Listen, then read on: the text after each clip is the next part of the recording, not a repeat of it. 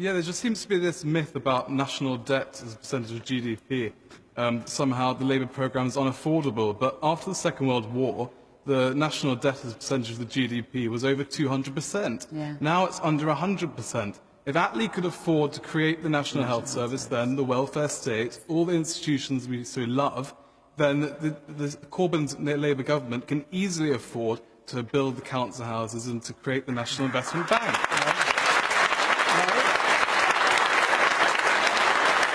So, increase the national debt. Is Germany stuck in the 1970s? Because this manifesto doesn't seem to be pushing to the left of Germany. It remains to the right of Germany. So how is Germany stuck in the 70s? Ben, can you take that point? Well, I think Germany doesn't carry the weight of debt or deficit that we do, and we should all be concerned that we should continue the direction of living within our means. It is absolutely... Taxes and giving away to billionaires and not collecting taxes from transnational corporations. And I'm afraid to say, that the government's record on the economy is strong. The government's record has created 2.8 million. Well, you might laugh. It's 2.8 million pounds. I mean, unless Emily wants us to cut the debt even faster, we have reduced the deficit I want you to give up by on the politics of austerity. That's what I want you to do. Your idea has just not worked over the last 7 years. One at a time, please. All I'm one saying, at a time. okay, so all I'm saying is that I want you to stop the politics of austerity, where ordinary working people have to continue to have their services cut in order to be able to pay the debt. And guess what's happening to the debt? The debt continues to go up because we have to borrow to invest in order to get our economy going. That's the point. We cannot just go on like this. We're flatlining. Their relationship with debt is carry on spending. Got nothing to do Someone with else will keep spending.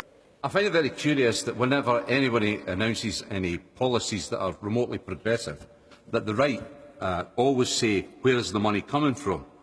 But I find it very hypocritical that the money is always found to bail out the banks, it's always found to start wars,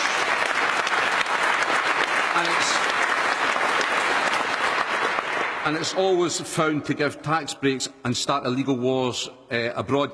That's when the coffers spill open. But don't let's feed poor children with free school meals. That's heresy. Okay.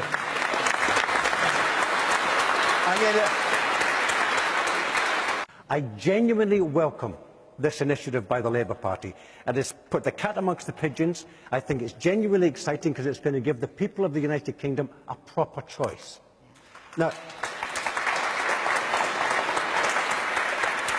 I imagine I get the feeling the questioner is against it. He said, I don't want to go back to the 70s. Let us not forget that every single one of us in this room, our parents, our grandparents, we paid, our taxes paid for the construction of the rail network in this country. It paid for the electricity grid. It paid for the gas supplies. It paid for the Royal Mail. Suddenly, Margaret Thatcher comes along in the 80s and said, oh, let's sell them all. So she sold them off to all her friends, who made an absolute fortune out of our investments. And it's about time we brought it back into our management. If Holland can do it, if Germany and France and Spain and other countries in Europe can run their own systems, why cannot we? Okay. It is absolutely certain.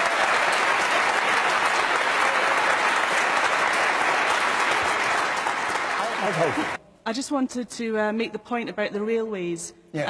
In terms of my understanding is that the railway companies, the private ones, receive 4 times as much funding as the ones that British Rail did in the 1970s and 80s.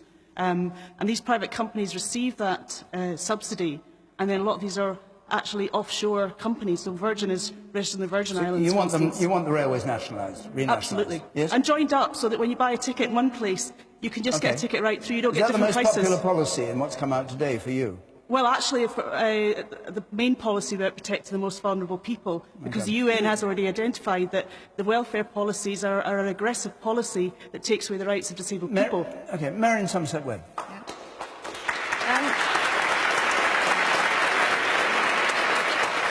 So what we said at the last general election, we said, you're saying that we can't afford it. There's this organisation called the Office of Budget Responsibility. They're independent, and what we want you to do is you want you to give them your manifesto and our manifesto, and they're independent, and they can see whose sums add up. And do you know what? The Tories said no. And so this time round, we've said, I tell you what, this time you're going to say the same, you're going to make the same ridiculous allegations. let us give you our manifesto and the Tory manifesto. Let the Office of Budget Responsibility look at it and see whose sums make up. Now, the question, Ben, is why won't you let us do that? Because you're just going to carry on saying these things. We want an independent body to look at our manifesto and your manifesto and look at the sums. Emily, why are you saying no? Emily, well, why? Emily, just